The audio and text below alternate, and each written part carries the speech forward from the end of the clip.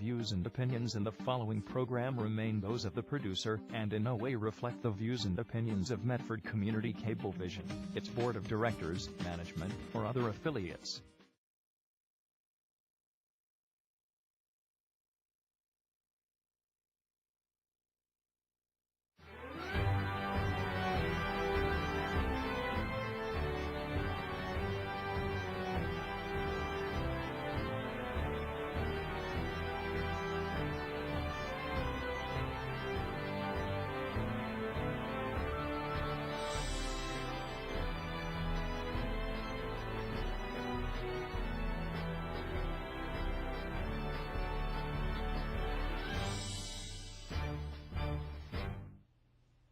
Hello, sports fans, and welcome to another edition of Real Grass, Real Heroes, a look at the golden age of sports. Today I've got a very special guest, the nationally acclaimed, award-winning sports writer, Jimmy Myers. Jimmy, got to shake the hand of the man that shook the hand. Always a pleasure, Jim. How are you? So good to see you. God, you always look so sharp. Well, today I'm attired for Johnny Pesky. This is my honor. I'm honoring Johnny in red today. I rarely ever wear my red jacket anymore, but for Johnny Pesky, it was an honor. That's the guy we got to talk about. I knew you were very close to Johnny, and I'll tell you the truth. I was starting to get sick and tired of the sports shows, what passes a sports show here in Boston, talking about the guys that didn't show up at Johnny's wake. Mm-hmm. And good God, so what? You know, leave the thing alone. For 4 days they talked about it. We're not going to talk about it. That's the most I'm going to say about it. I don't think Johnny Pesky was sitting there worried about who was there and who wasn't. Not at all. Not at all. I believe he's at a much higher, a place of a much higher existence. You know, I've got a few favorite Johnny Pesky stories. I'm sure you got some great ones yourself. But give us one of your fondest recollections of Johnny. Well, it's a story that I don't tell too often, but I met Johnny Pesky when the first day I went to Fenway Park. You know, it was out hitting balls and so forth, and then there's Johnny Pesky. I said, so forth and so forth, so forth. And he walks over as he's coming into the dugout, and he says, "How you doing, kid?" Just like that. I said, "Mr. Pesky, how are you?" There you go. He goes halfway past me. He stops. Mm-hmm. He turns around. He comes back. He says, "You don't ever have to call me Mr." Sorry. I said, "No, I'm saying that out of respect." I said, "I know your records and everything." He says, "You can just call me Johnny Pesky. Just call me Pesk if you want to. Call me anything, but you don't have to call me Mr." And then as we went on, this young rookie comes up named Jim Rice, who becomes one of the closest people in Johnny Pesky's life and vice versa. These guys became so close that Johnny Pesky actually gave Jim Rice and Jimmy Myers a nickname. Yep. Let's hear it. His name, Johnny Pesky, became Punjab. Jim Rice became Big Punjab. Yep. Jimmy Myers became Little Punjab. So every time he'd see me, Little Punjab, and I'd go, "What's happening, big guy?" And very few people ever knew this, but if you ask Jim Rice, he would tell you that the only person ever called him that was Johnny Pesky. Big Punjab, Johnny Pesky was Punjab, Jim was Big Punjab, and Jimmy Myers was Little Punjab. You just reminded me of a thing that happened around 1949, 1950. The Red Sox got a renegade left-handed pitcher named Mickey McDermott, Maurice McDermott, that made Spaceman Lee look like a choir boy. Now that's hard. Okay? That's hard. This kid was something else. Go to nightclubs, sing at a nightclub at the drop of a hat, you know, and Johnny Pesky virtually adopted him. Really? Virtually adopted him. As a matter of fact, they always refer to him as Johnny Pesky's adopted son. And, you know, I'll never forget one particular game. Teddy got hurt, or he was out for a couple of days or something. So of all things, Mickey McDermott was a decent hitter. He had just, you know, pitched the day before. He wasn't ready to pitch. So they put him out in left field, and I think he hit 1 or 2 home runs. You know, subbing for Ted Williams. Well, it must have been he stepped on the grass where Williams stepped. He was standing on Williams' grass, so he inherited some hitting power. No. He played it like he belonged out there. Really? He was one heck of a guy. But my fondest record, Johnny Pesky is the guy, the reason why I started collecting autographs. I think I was 10 or 11 years old, and I had gotten an autograph book. I was given an autograph book for a birthday present. And so a couple of my buddies, we'd all go out after the game. It was a Yankee game. We went out after the game over to, you know where the parking lot is for the players. And Johnny was one of the first guys out, and he walked right to the fence, dressed real sharp with that big 6-foot cigar. Oh, yes. Always had the cigar and a big smile. And so when he came over, I said, what do we do? So I said, could I have your autograph, sir? And so he took my book and he looked at me. He says, Johnny, you know. And he says, what's your name, son? And so I says, Jim. He wrote to my friend Jim, Johnny Pesky. You know, got the other guys. Now, the Yankee players started coming out, you know, but they were coming through the big opening and the other door or the other gate. And he saw a couple of them. So he knew exactly who to call. He probably called right over. Knowing him, okay, come on over here. Autograph. He knew who to call, too. Yep, yeah, he would know who to call. Yogi and Scooter. Yep, he would know who to call. Yogi Berra, Yep. Phil Rizzuto come over. He says, these are my friends. Right? See, I think the dynamic that a lot of people have a difficult time trying to understand is that Johnny Pesky came through the Red Sox organization at a time when there was incredibly difficult racial strife in this country. He crossed all those lines. He just said, hey, look, I don't have the time for that foolishness. If somebody comes here and they can play, I just want them to play. And it really manifests itself to me when Jim Rice came here, because Jim Rice is one of the first truly star players that the Red Sox had. I mean, it wasn't a Pumpsy Green or anything. I'm talking about a bona fide, well, it's obviously trying to be the Hall of Famer. But it was the way that he approached Jim Rice from the beginning, down in spring training, that Jim knew this was a man to be respected. He didn't care about who you were. He wanted to know your character. He wanted to know everything about you. Now, he had seen me on television long before I came to that ballpark. And the way he just said, hey, kid, you don't have to call me Mr. Just call me Johnny Pesky. And I used to say, you know, and then we got to the Punjab name. I used to say, hey, Punjab, what's going on?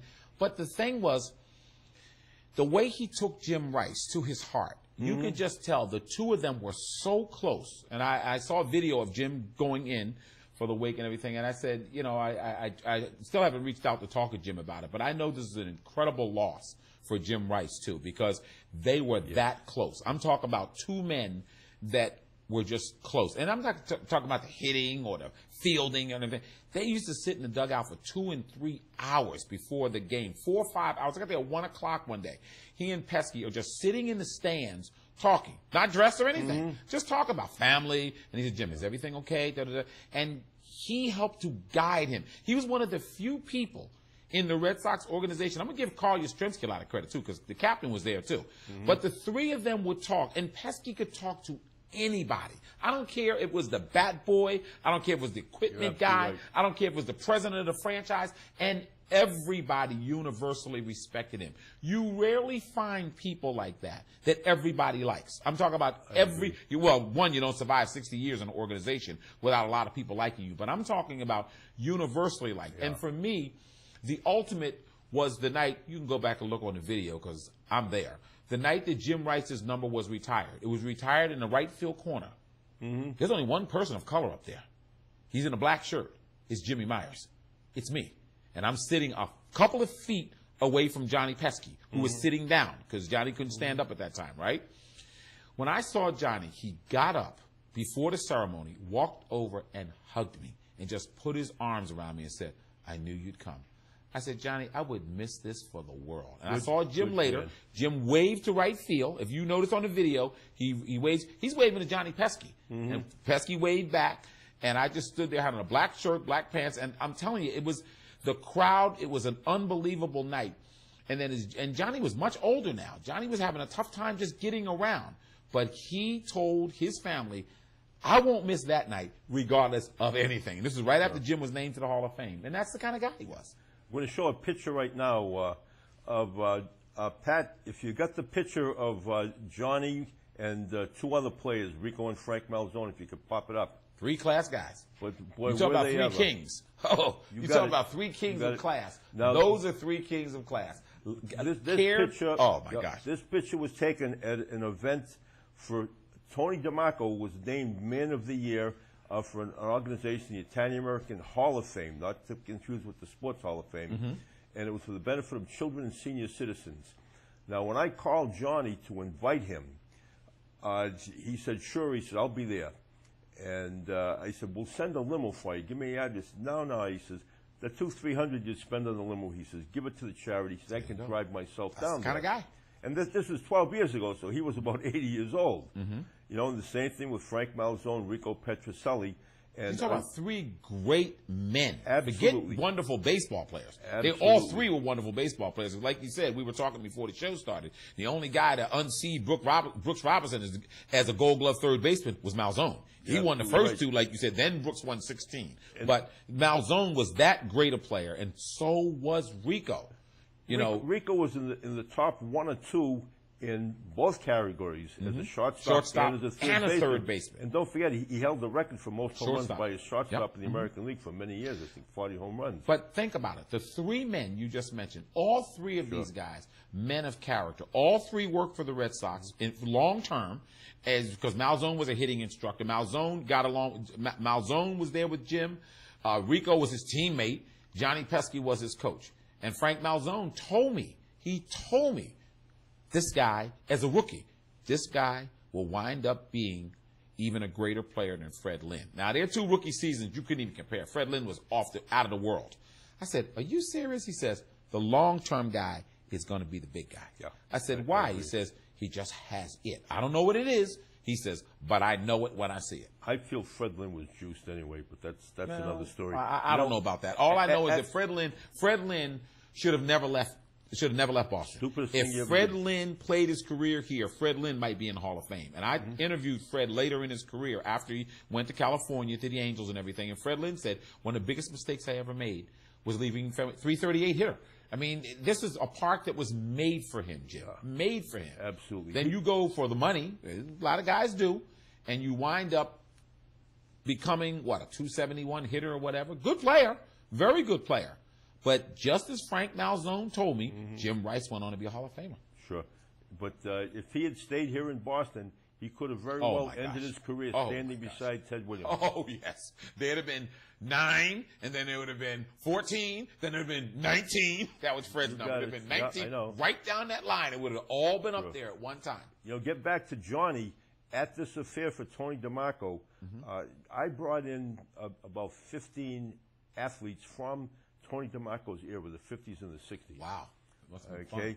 And one of them was Ron Burton. Ron Burton was the very first guy that I called. But Ron Burton, Johnny Pesky, and Frank Malzone were big boxing fans.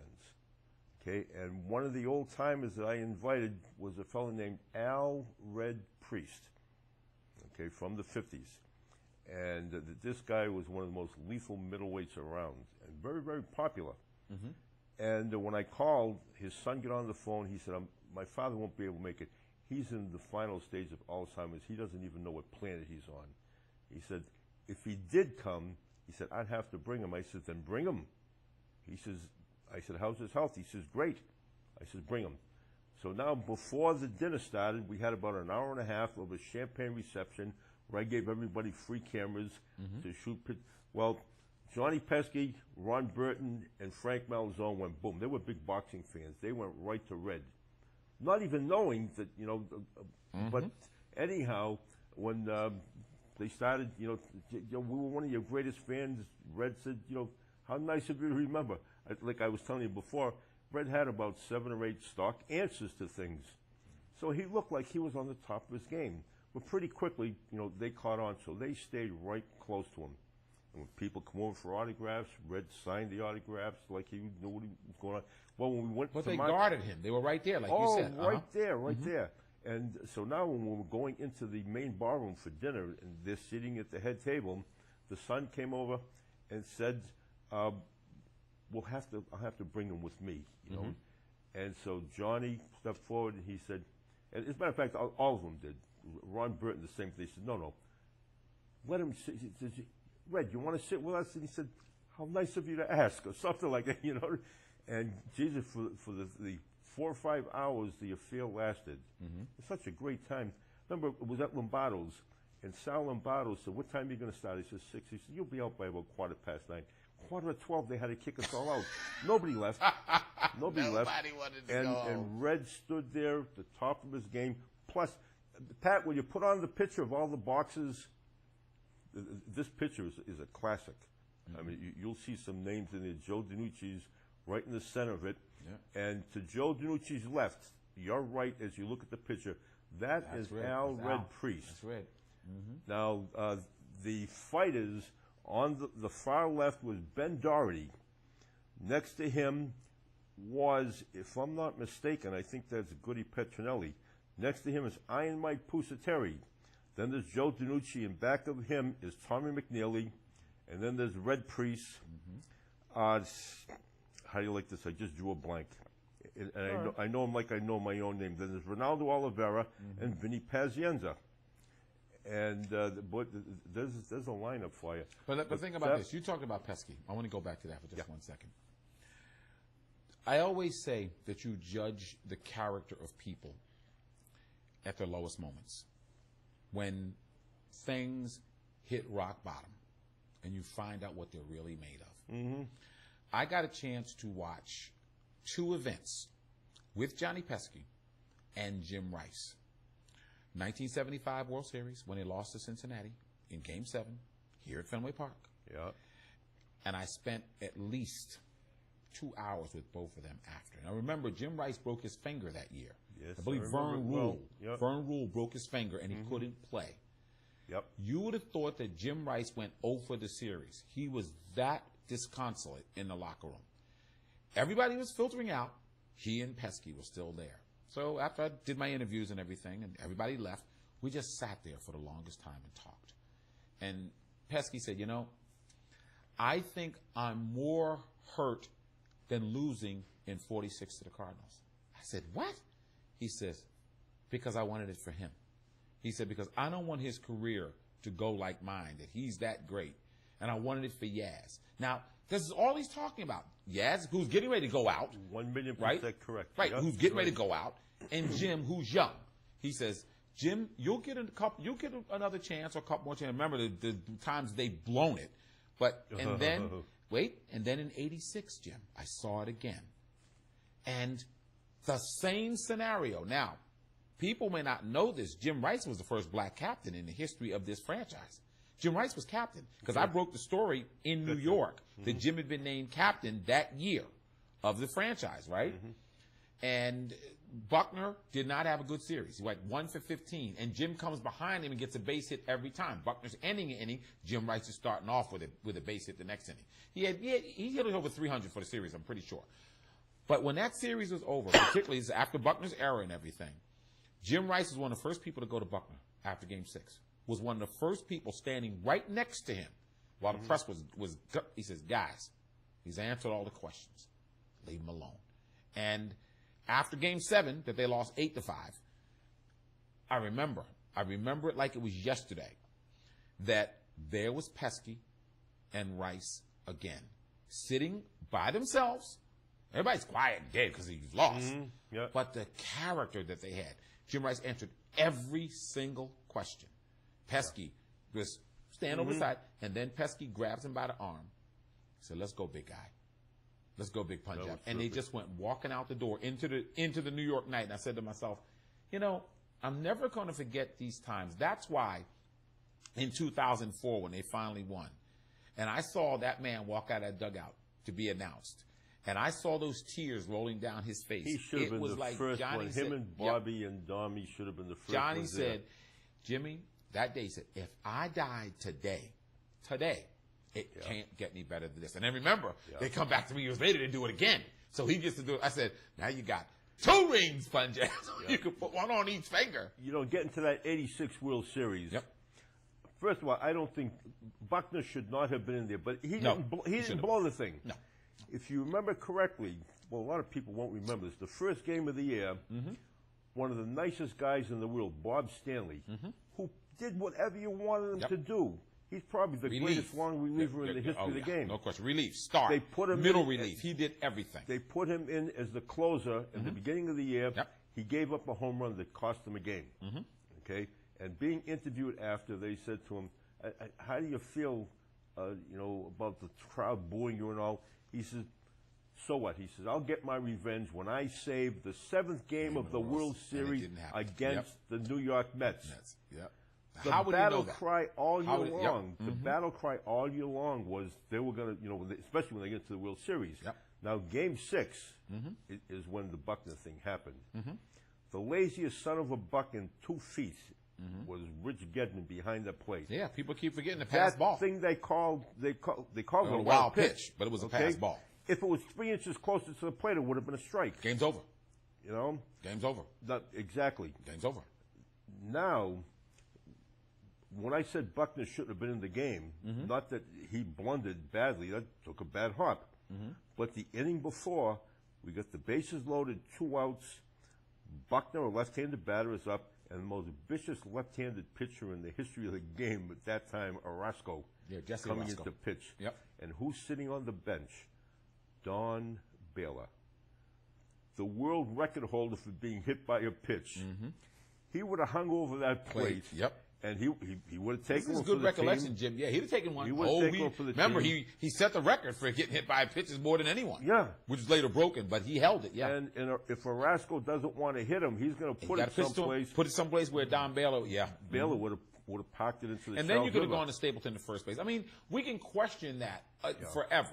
But I'm saying that Pesky didn't even talk about that night. He didn't talk about the Ephus pitch that Bill Lee threw in Game 7 when they're up 3-0. And he throws a dumbass pitch. Sorry, didn't mean to get crazy. He throws a dumb pitch to Tony Perez, who knocks it over the wall. Yeah, an Ephus pitch. But I'm just saying that he never dwelled on those things. And of course, as the years went on, I never brought it up to him. I never brought up 46. I never brought up him holding the ball, because he didn't. He didn't hold the ball. He didn't hold it, Jim. Please, look, I've watched the video probably more than I've watched somebody anything. is supposed to tell him which base to throw to. Exactly. He's got his back to the plate. And I'm telling him, as Enos Slaughter's around the bases, he brings it up to me one time. He says, we're sitting in the dugout. He says, and I think like the night before, a play had occurred where somebody went out and somebody had their back to the plate. And he says, Lil Punjab. I said, yeah.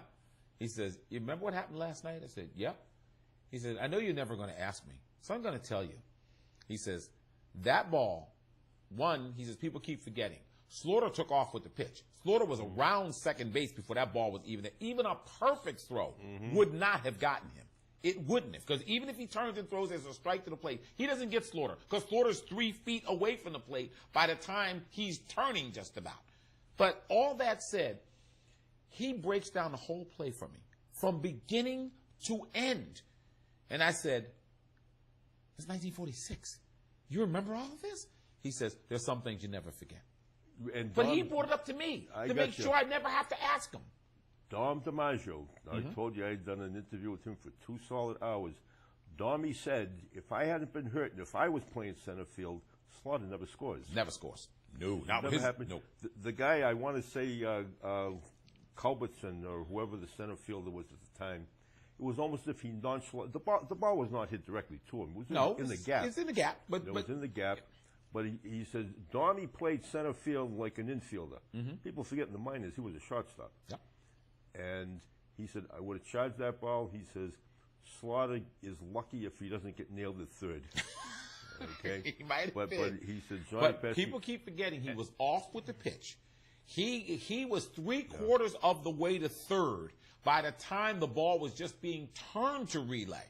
By the time Pesky, he's got his back to the infield. But I'm saying that here's a guy that 75 as a coach, 86 as a coach, all of the heartbreaks in between of the years that they should have gotten there, didn't. The year they lost in Detroit, that they shouldn't have lost. Remember when they lost 2-1 in Detroit and at the end of the season? I'm just saying, never once did Pesky ever show me sour grapes. Gotcha. He never showed me a bad spirit. Yep. He just said, Jimmy, he said, I love this game. That's all he ever said. Every day I come to the ballpark, he said, I hope there's a ballpark in heaven. Well, partner, if you're there, I know there's one up there, and you can play forever. You just brought up one of the sore spots of my career in baseball.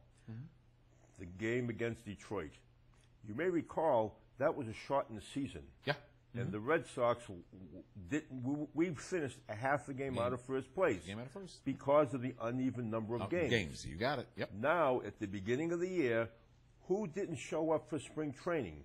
Louis Tiant. Yeah. Louis Tiant, he was not in shape, and for about the first 14 games, he couldn't pitch. If he came to spring training... You give him half of those games. Like he'd had, 14 games, just 3 or 4 starts. I want to give him one. Just one. You said just give me one. Forget the 3 starts. Just give me 1 start. Yeah, okay. Now, this was the reason why the Red Sox were only going to give him a 1-year contract with an option for the second year when he opted to go to the Yankees. And his closing statement at the airport was, the Red Sox treated me like dirt. They wouldn't pay me unless I worked. But that was the thing that lost it. I've been so ticked off about that season. But That's what I remember because they went on, Detroit went on to lose, I believe, to Oakland that year. And Oakland wound up winning the whole thing. That's Reggie Jackson. That's when Reggie Jackson, Sal Bando, Joe Rudy, all those guys were young. And they ran off 3 of them in a row. And then finally the Red Sox beat them in 75 to end that streak. But, man, you talk about... And this is when I was really, really studying baseball inside. I was going, wow. I mean, Cincinnati and, first you're looking at the Mets in 69. Then you're looking at Baltimore in 70. Then Baltimore, and then Pittsburgh in 71. You talk about some great baseball. By the time they got to that, Pesky's seen it all, though. And very few people ever went to him to talk to him. They don't play baseball anymore. No. Very few, even media people, ever went to Johnny to sit down and say, look, I know. Let's talk to this guy. This guy has all the history in his head. The memories that these guys had were unbelievable. Unbelievable. I'll go back to Dom DiMaggio for memory. In 1950, the Red Sox had a pitcher named Ivan DeLocke. He either struck you out or walked you. Okay? Well, I don't know, middle of the season, we're ahead of the Yankees by 1 game. Bases are loaded in about the 5th inning. DeLocke had walked the bases loaded 3 in a row. Okay? And the Red Sox are leading like 1-0. And so you would say, if he walked 3 guys in a row, why didn't the manager take him out? Because he had a no-hitter going. He had walked 9 men. In 5 minutes, he walked 9 men. Okay? A no-hitter with 9 men walked. So now, Dom is playing a shallow center field, just like a shortstop. He played a side saddle facing left field. And I said, I remember the play when you, and he said, sure. He says, Gil McDougall was up at bat. He was a 2-1 count. He says, and I knew McDougall was, he hit a line drive, hit a bullet to center field. Dommy charged it. I can still see it. Dommy charged it, short hopped it, and he forced the runner at the plate. And they still talk about that. Now, these idiots that pass this, oh boy, I'm going to knock Be nice. Don't call people idiots. I won't even mention their names, but the guys doing sports shows that know nothing about what happened 10 years ago. Be nice to them. What J.D. Drew did it about 4 years ago. Okay, and they said, we've never seen that. That's never happened before. That's never happened. Don't say it's never happened before. Just say you've never seen it. It's happened before. Because in this game, one thing I learned about baseball, you could watch 10,000 baseball games. You might see something you'll never see again, but believe me, it probably happened somewhere else. Eddie Endelman had a big thing about 12, 14 years ago, a ground rule triple. And he said if it hits the wall, behind the ladder or whatever, if a fielder throws his glove at the ball, it's a ground rule triple. In 1948, Bob Dillinger, third baseman for St. Louis, okay, and we had a first baseman named Jake Jones. He hit not a dribble, but not a bad line drive down the third baseline, and Dillinger threw his glove at the ball. Boom, ground rule triple. Ground rule triple.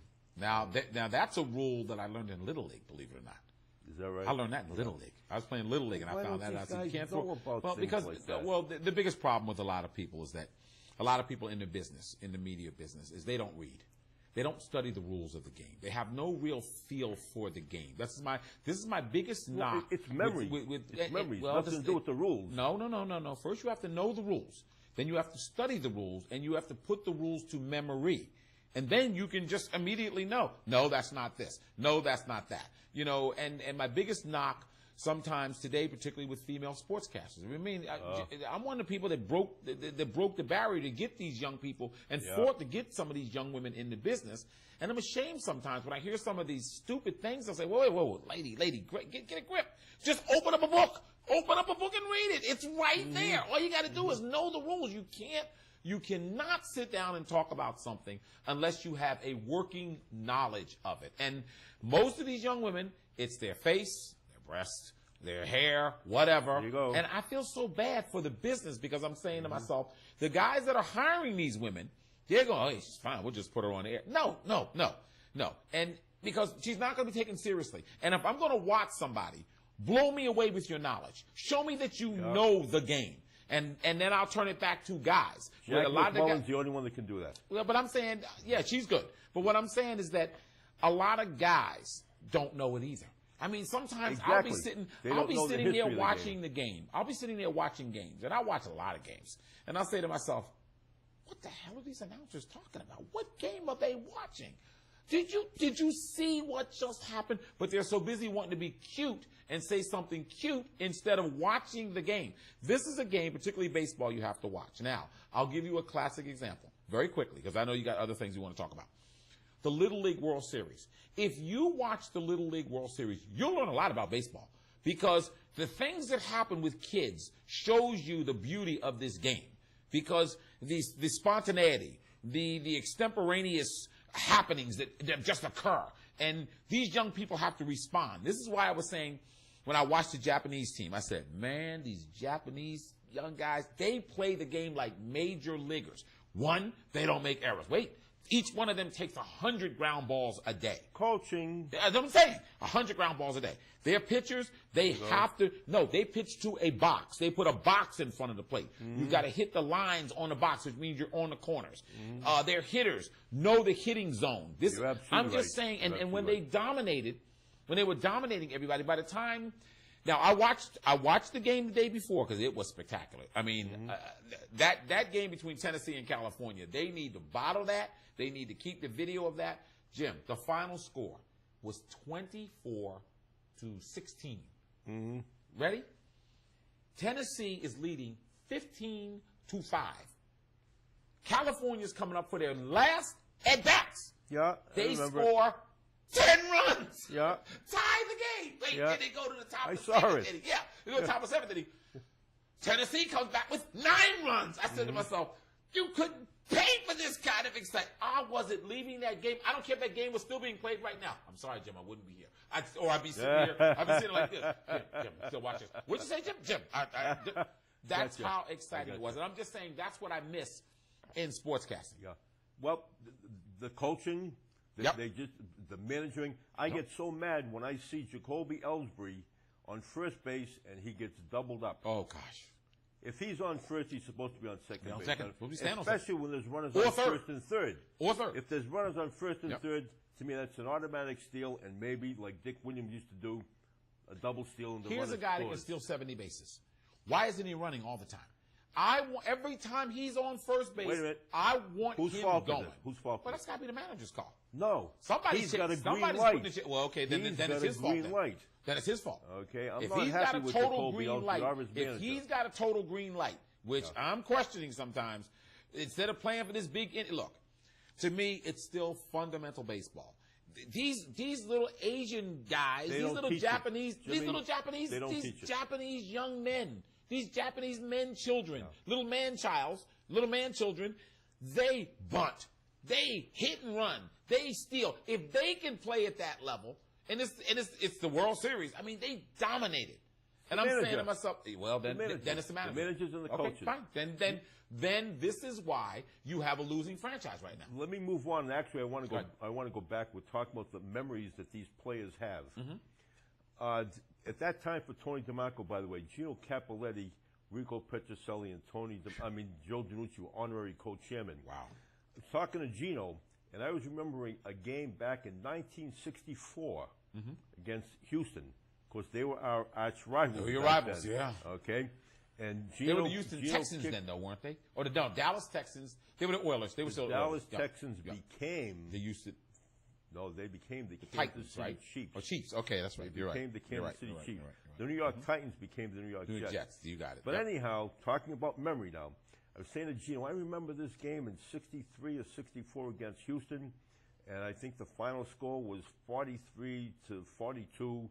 You kicked that last-minute 52-yard field goal, and Gino says, "Gee, let me think." The final score was 41-39. He says the field goal was 50 1/2 yards. The wind was 17 miles to the northwest. You wonder why Gino Cappelletti should be a Hall of Famer? You wonder why? I started the movement 14 years ago to get him into the Hall of Fame. Keep fighting and keep fighting. Gino Cappelletti, Hall of Fame. Now you brought it up. I'm going to give you the stats. 7.4, 7.39 points per game for his career. The closest to him in the Hall of Fame, I think, is Horning or Stenerud with 5.6 points per game. Yep. He's the only man in football history to average more than 100 points a season for his entire career, 11 years. Unbelievable. He never missed a game. Never missed a game. There's a position in the All-Star game that's made for him. He's the reason why it's there. Special teams. Special teams. Here he was, a wide receiver. He could punt. He had broken. He's kicker. No, he was the kicker. Yeah, but I'm saying he could punt too. He knew how to punt too. Okay, yes. But he was the. I think he had already broken his scoring records. He won the scoring record 4 out of the 6 years. Yeah, 4 out of 6, something like that. 2 years. He's the only man in history to place twice in the top 5 in scoring. Wow. You know, for a career. And so, but in '64, here he was. He was MVP of the league. Yep. There were 3 or 4 wide receivers better than him. How do they get him on the team?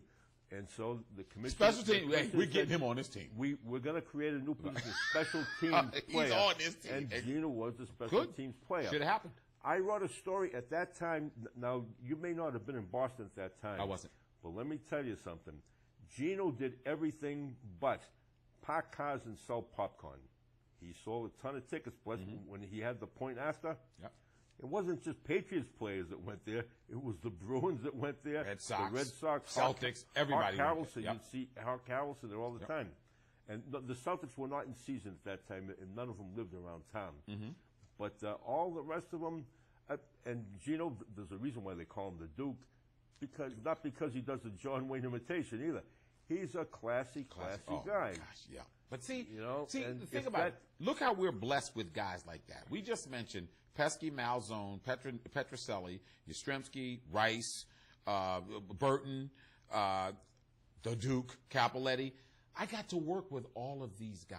You know how blessed I feel in my life that I've had a chance to rub shoulders with these wonderful men who happen to be great athletes. I'm talking about wonderful men first. Every guy you mentioned is a class guy. Every single one of them. Never heard a cross word, never had a problem with any of them. I'm just talking about these. This is what makes your job fun. This is what makes the best part of this business for me, is I'll remember every one of these men. By the way, let me point something out. Back then, if the Patriots don't make it, the league collapses. Oh, collapsed, yeah. Yeah, full collapse. You didn't have enough teams. Gino Cappelletti carried him. Was the captain. He deserves to be there. And you're right, Jim. He deserves. You got to keep fighting. Will McDonough for years. Will McDonough. Gino Cappelletti. Call the Hall of Fame. Write letters. Come on, guys. You New Englanders. I've already done it. You got to get on point. I've written mine. No. You got to get on point. We got to get him there. There's one name you haven't mentioned, and we all know about him, but the media doesn't write about him. Bob Kraft. Bob Kraft is not the guy that people think he is. He should be stepping forward for Gino. Good point. I wrote the story 12, 13 years ago. Yep. And by the way, I wrote it for the New England Patriots Weekly. Well, I've never, I make no bones about it. Mr. Kraft and I have a history. I understand. When we went through our whole thing about the stadium, the new stadium and so forth, and I had exposed some things, I guess Mr. Kraft is still angry. I don't care. The bottom line is he doesn't like me for whatever reason, and I don't care about him because I don't even think about Bob Let's Kraft. get a movement going but for Gino. If there is somebody who should be pushing it, You're the owner of the franchise. You should be doing this. He should be front and center as far as pushing Cappelletti to get there. Will McDonough pushed it every single year. Willie told me, he says, I've been pushing it, pushing it. Unbelievable player. And it just amazes me why stuff like this, why stuff, injustices like this go on. It just... Willie told me what it was. First of all, people don't remember, but the NFL got kicked out of Boston 3 times. Okay. One of the teams. What does that have to do with Cappelletti? The Boston Reds has Cappelletti, Boston. Yeah, but he didn't get. Okay. But see, Well, you're you asked me a question. I know. Let You're me giving tell me you the the story. answer. But I'm saying that, but regardless of what you tell me, that can't take away from the magnitude of what he did on the field. Willie was told point blank by those idiots down in Texas that run football, and run the Hall of Fame. Something's wrong. Those SMU guys. Something's wrong with those guys. First of all, Believe Boston me. is an appendage to the rest of the country in their eyes. Number 2, he's Italian. And number 3, he's American Football League. That was the reasons given to Will, and every year Will used to put his name in anyway. Think about this, and I don't even have to put McDonough into this. That's my source. I'm just saying, but I'm just saying. I mean, you can put him there. For me, I don't have to put him there. All I have to do is look at the numbers. I don't need Will McDonough's endorsement when I know what this guy did, and I look at Will's endorsement. I'm just saying, but I'm saying when I'm looking at the AFL guys, Lance, Allworth, and all those other Billy Cannon, Charlie Hennigan, all these guys that I watched, Abner Haynes and all those guys. And this guy was at the top of that list. No, you can't tell me anything. No, he belongs there. Let's try and take this call. Hello, you're on the air. Jimmy Myers and Jim Tuberosa. Hello. Jim, how are you? Hello. Long time admirer and listener to you back in the Channel 4 days. Oh, thank you. Thank you very much. Say hello. Thank you. I appreciate that. What do you think about Gino Cappelletti being in the Hall of Fame? Yeah, definitely, absolutely. I mean, No the question. facts stand for themselves. Not a question. Jim, I got a question for you. Sure. Which and, one? Mr. McDonough. We're both Jim. Not Jimmy Myers. Go ahead. It's been known that you and Mr. McDonough had a kind of a quarrel back in the day. No, I never had a fall out. He wrote some light on that. No, he just wrote some nasty things about me that were untrue. But besides that, once he wrote those things, he was shortly fired thereafter for plagiarism or whatever. I don't know what they called it. I don't have a beef with Will McDonough. Will McDonough is dead. Dead people don't move me that much. Have you got a sports question? But that's so. I just leave Will McDonough there. But if Will McDonough's name comes into the conversation, it comes in. By the way, I went to high school with Will McDonough, so let's get Will McDonough off. Okay, go ahead. You got a sports question? Well, no, I don't. I just wanted to, I know there was a beef there, and I just... No beef on my part. Okay, well, thanks very much for calling. No beef on my part. I didn't care. The whole issue with Raymond Claiborne and stuff, I thought that stuff was blown out of proportion. But Will McDonough did his job. End the conversation. You see this question, they don't talk sports on the sports shows, therefore the fans don't talk sports. Yeah. And it ticks me off when everybody's trying to criticize everybody's conduct. I think when you say they, I blame a lot of that on the talk show host. That's what I'm saying. Yeah, they're the ones I'm talking about. You have to try to focus on the issue of sports. This is what. Let's talk about the Red Sox trade. You're absolutely right. They don't talk about it. Okay, the trade itself. Beckett was done here. Carl Crawford is the one I feel a little bad for because he never got a chance to show what he could do. And it wasn't his fault that he got overpaid by $50 million. Exactly. And plus, you can't predict injuries. That's something you cannot deal with. Yeah. I mean, I don't care how great a player is once he starts getting hurt or they feel he's brittle or whatever. No player is himself once he or she is hurt. I don't care how good you are. I mean, if Usain Bolt pulls a hamstring, he's not Usain Bolt anymore. So he didn't get a chance. The one that really got to me in that trade to a degree was Gonzalez. The reason being was this. Yeah, I know. He's overpaid too. But Gonzalez was the guy that called management. Walked up the back stairs. You got it. Exactly. And the rift started in late July. And that whole thing got way out of proportion, Jim, because normally this kind of stuff is supposed to be kept behind closed doors. That's why I don't want to talk about it. But Jim, when you're losing, they got to figure out something to talk about. I'd rather talk about why hasn't this team performed? What does Bobby Valentine bring to this equation as far as a manager is concerned? That's sports to me. You and I can talk about baseball without ever having to touch any of that stuff. Yeah. Mm-hmm. And I mean, I've why got is a this million team things I can talk about right now. I think that's the biggest thing. Why is this team underperforming? I know, because they're not a team. Mm-hmm. Anybody who has a successful team, I call it the Red Auerbach syndrome. Yep. Bill Belichick you can't play for Bill Belichick, you can't play for Auerbach. Parcells, I said the same thing. They know how to build a team, and that's what you need. But think about this. Think about this, too. The after effect or the trickle over effect of this mess last season, the drinking in the dugout and all that mess. You know why it happened? Wait a minute. By the way, they've been drinking in the dugout for years. Thank you. I'm saying it's not like that's the first time that's ever happened. Yeah. What happened was you blew an 8-game lead.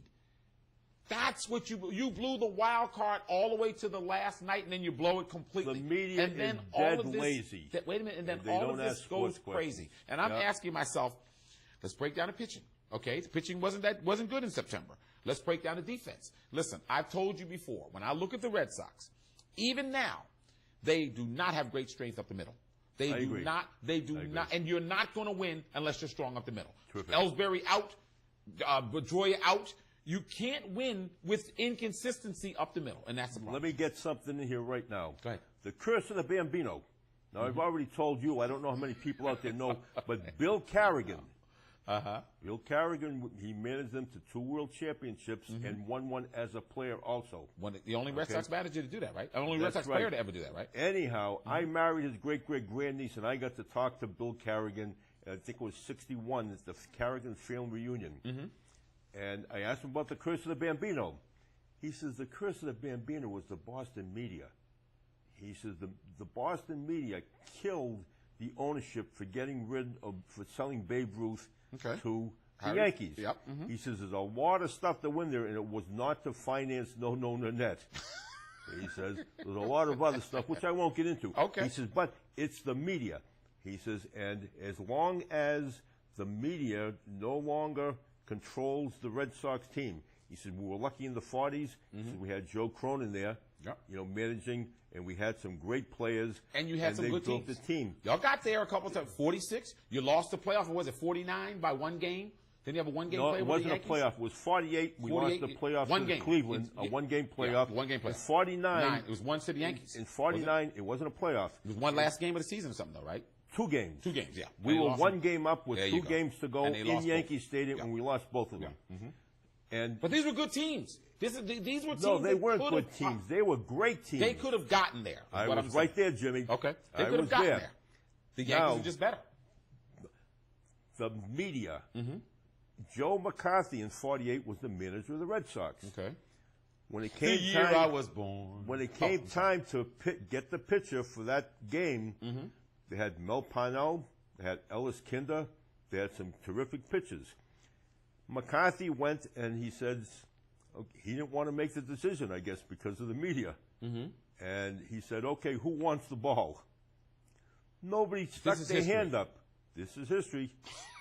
This is documented. I'm telling you who's taking the ball. It's your ball here.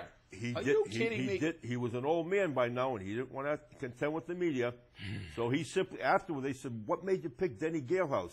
He says, he's the only one that stood up and says, give me the ball, coach. Wow. And that was that.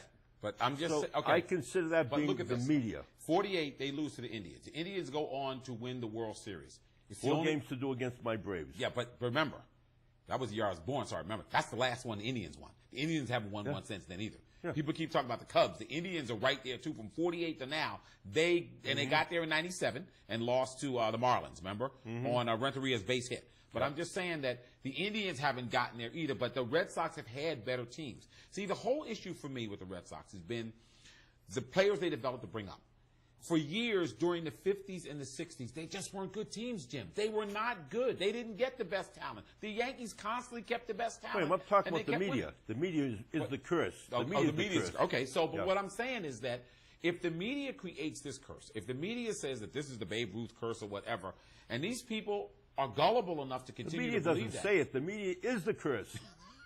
The media is the curse because when they do nothing but when they criticize, see this show, they'll be writing about this one. When they criticize, I can picture you now, Jimmy, ripping off your jacket. What I'm saying is, when you get a manager, you get ownership, you get a general manager that's catering to the media. Okay. You remember how we got Dan Duquette, don't you? Yeah. The media went, if you're serious about winning, you got to bring in Dan Duquette. Yeah. Once the media at large realized that Dan Duquette was not going to kiss their behinds, they turned on him. Oh, they turned the same way they did it to Parcells. With Parcells, you may recall, Orthwine tried to sell the team to Kraft for $92 million, and Kraft said no. He went and signed Bill Parcells, and 2 weeks later he paid $186 million for the team.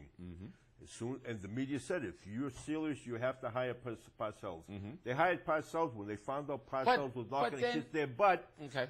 Then they turned on answer me one Parcells. question. Answer me one question. Sure. If the media is that powerful, then there's something wrong with the people who run the franchise. Jimmy, come on. What do you mean if? I'm part of it. You know they are. I'm part of the Fourth Estate. They've never come to me to ask me who to hire. I don't consider you to be part of it. They have never asked me, well, gee, who do you think should be? Look. You and I, both in the same boat. We're outcasts. No. They're outcasts. They're outcasts. We're doing it the right way. They're outcasts. We're doing it the right way. But what I'm saying is that you're right in the power that they have. You know, I was one of the pioneers of ESPN. I remember the day I walked out there, I said, one day this is going to be a global network. I told them, everybody walking out that door, one day if you just hang on, this place is going to be it for sports, because nobody was doing sports 24 hours a day at that time. Yep. Now look where they are. Okay, but they've become caricatures of themselves. They are way beyond themselves. You know that they're all powerful. There is no argument, Jimmy. But no, I'm not saying they're not. Well, all power is illusional to me, Jim, because the only person that's power is God. Powerful. Well, they're powerful. They're powerful in the minds of people. You know that here. Ownership plays to the media. They're powerful in the minds of people down here. The ownership hired Terry Francona because they knew he could schmooze the media. Well, Terry Francona, that first World Series that we won under Francona. Yep. He didn't have anything to do with this. People keep forgetting this. The only decision he had to make was Francona was steal one second base. out away from being fired. Yeah. Do you understand? Yeah. Fired. Yeah. 0-4, down 3-0, in the ninth, with the Yankees leading. They get swept. He's gone. Bill Belichick was one game away from being fired. They're 0-2. Wait a minute. They're 0-2, and Bledsoe doesn't step out of bounds like he's supposed to, runs into Mo Lewis, tears up his chest. Yeah. Brady is created. Come on, please. And then the famous tuck. I call it tuck my butt. Tuck rule that makes Brady a megastar. I mean, this is, and the media writes this stuff. I don't listen to them. Now I got to tell you the story. I can see, my eyes can tell me what I need to see. I just feel bad that so many people out there rely on other people to tell you what to think. Think for yourself. God gave you a brain. I'm not asking you to think like me. Just think. All you can do is think, Jim, because if you think, everything else takes care of itself. You ought to know when you pick up the newspaper or watch television or anything. You ought to know what's real. Okay, that's real. That's not. That works. That doesn't. And your common sense. You're trying to say sports fans have a brain, and they haven't. Yes, they do. Yes, they do. No, Jim. Sports fans do what the media tells them. They jump on the side of the media. Not all of them, Jim. There's some very knowledgeable people out there. Yeah. There's some very knowledgeable people out there that I have great respect for. And the knowledgeable ones do not call sports shows. No, unfortunately, a lot of them don't. Thank you. Because a lot of them do, though. A lot of them do. Well, I don't know too many of them. You know, you're just being rough today. Let me tell you about the Ice Bowl. Okay, we got about 5 minutes left. I'll be as quick as possible. The Ice Bowl. I get a call from a friend of mine out of state. I'm his Boston insider. And the night before the afternoon of the game, he says, who do you like tonight? I said, well, if the Patriots stay to a running game, use their tight end, they got a chance to win. But Oakland's a very powerful team. I said, but I don't care if we win by 1,000,000 points. I want revenge for that 76 screwing that Ben Brett gave us. Okay, that's what I want. I said, I want the. You got it. So you now, got your revenge. When I get home, because tuck my butt was that it. I'm sorry. Tuck my butt. You got it. It when was not tuck. he fumbles. I get Simple home as at that. 5:30 in the morning. I got 9 million calls on my machine. You got to call. You got to call. So I called them in the next afternoon. I called. A bunch of Oakland fans are really ticked off about this whole thing. Oh, yeah. And I says, you're right. I was covering it. I heard the whole thing. Now, one of the papers that I write for asked me if I would do a story. So I did this story, and this is a few weeks after the whole thing. An imaginary story. God and St. Peter up in heaven. God says, well, it's a slow day. To bring God into if this. if we got anything that we got to Do make you up honestly for. think God gives a rat's butt about whatever? So Go ahead. I was saying before I was so rudely interrupted. Excuse me. So anyhow, St. Peter says, well, God. he says, that deal that you made, giving the devil 10% of the souls, and then you scurry up to reclaim it. He says, well, we're almost caught up. But if you remember in '76 when Al Davis sold his soul to the devil to get Ben Wright to make that bad call, yeah, I know. He said, but we got him back. He says, don't you remember the Immaculate Reception? He says, yeah. He said, we got Al Davis back, but we never did anything for the Patriots. And now they're playing the Raiders in Boston. He says, you know, you're right. He says, okay. He says, we'll let the referee rob Oakland in the last second. He says, and by the way, you said they're playing in Boston? Let it snow. You keep And forgetting. that's I was on the air for the Ben Drive game. I was on the air for that game. Yeah. I covered this game. I don't believe that history changes like that, but if that's the way it goes, more power to him. More power. I'm happy for him. Whatever, let it go. Jimmy, these shows go by so quick that the engineer just told me we got 1 minute and 33 seconds left. What a great time. I wish we had another hour or so. Well, let's do 2 hours one day. Holy cow. But at any rate, And stop bashing the media then. Stop bashing. They're going to come after me. They're not going to come after you. That Jimmy Myers, he was right there with that rebel Jim Tuberosa. They're going to just chop us. The only one that doesn't come after me is Glenn Ordway, because he knows that how close I was to Johnny Most, and he knows I know all the secrets. Oh, he So better not. Careful, Glenn. Glenn Ordway, Let it go. Guy. He's a nice guy. But yeah, I've had other guys take pot shots. I mean, who the hell does he think he is? Because I happen to have a good memory, and I remember when it happened all this stuff. in 1961 or whatever. You know, but anyway, Jimmy, what's your next thing you're doing? Give me 20 seconds. Oh my gosh! Are you going to be around Boston soon? No. I'm still inventing. my God. I'm trying to get my patented product marketed. It's been like 12 years. I'll get it done eventually. Yes, you will. I think it's a great idea. I'm still working with children. That's the greatest joy of my life. I have about 33 godchildren. My last 5 are driving me crazy, but I love them to death. Oh, boy. And I'm happy. I'm happy in my life. I still have my website, thejimmymyersreport.com. You can read all the commentaries you want. You can learn anything from there. So I'm still out there. I'm still working James, it. I'm still getting it done. Thank you so very much. No, my We've pleasure. got to get you on here again soon. Always a pleasure. The hour goes by so quick. Which camera am I on, guys? This hour always goes by so quick, especially when we have my good friend Jimmy Myers on. We want him on again. Thank you, James.